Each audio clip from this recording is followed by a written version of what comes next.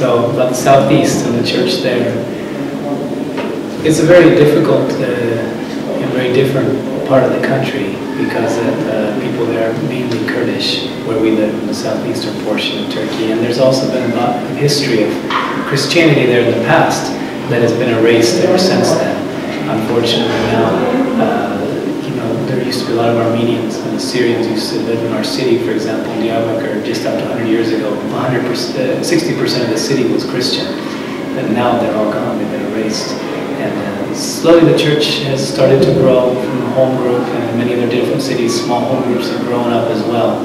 And our church, I think the Lord really blessed it, and it was able to flourish, and it now has its own building, and we have regular meetings there. And we also, because we have a building, we have opportunity to host many visitors. So we have visitors all throughout the week coming through the church, asking questions, curious and wanting New Testaments, so people who see visions of Jesus. And so we have opportunities to share the gospel every day with dozens of people. So it's a marvelous opportunity, an open door where you can sow seed all over the place. Again, the other side to that is the fact that very few really have the courage to step out in faith and believe in Christ. And so despite the incredible openness and opportunity that we have there, very few are coming to know Christ, and the churches are growing very slowly across the southeast. Our church is now about 80 members, but that's after 15 years of hard work, and the church has grown stronger, but it's never problem-free. Some of the other churches in the region are still small home groups. Others have actually disbanded, unfortunately. We've seen some churches disappear for lack of help and lack of support. So overall, I think it would be fair to say that the church in the southeast is growing or flourishing. On the contrary, we have still an open door, great opportunities for the gospel, and yet we really need much more support, much more help, and we really need the Lord's hand of blessing on the church to help it really rise to be fruitful.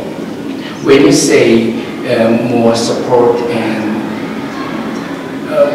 can you explain a little bit in detail? Some of the churches in the southeast have fallen apart or fallen on hard times because a lot of times the leaders, foreign leaders, have had to leave.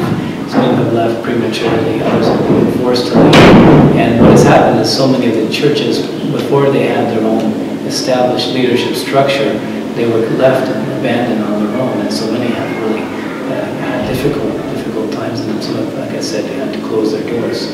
And so we need really a new crop of committed workers that can come and work with us, local or foreign, but it needs to be ones that are really truly called and qualified and committed to seeing the process of church planting through to its end.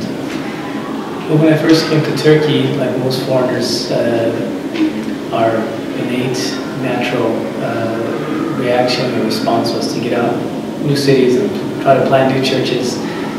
Thankfully, with the wisdom of some older workers, we were encouraged to work along with the local church and submit to them and learn from them. And the longer I've been with them, the more I've learned from them. I've realized just how, in many ways, our Western mentality is quite short-sighted, and sometimes even outright naive and arrogant, thinking we can get out and plant churches on our own.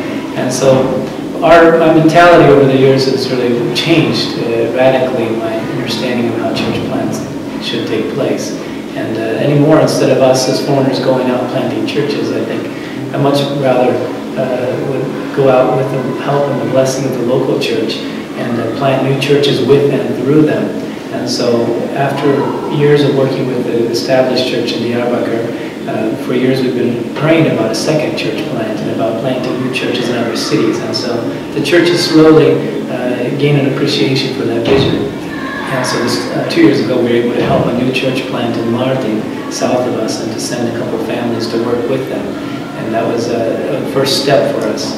And also within the city, last year we were able to buy an office where we can start having new meetings and we start moving towards a second church. And so we're doing this with and through the local church instead of outside and on our own. And that's more our vision, really, to complement and strengthen the existing church rather than work on our own.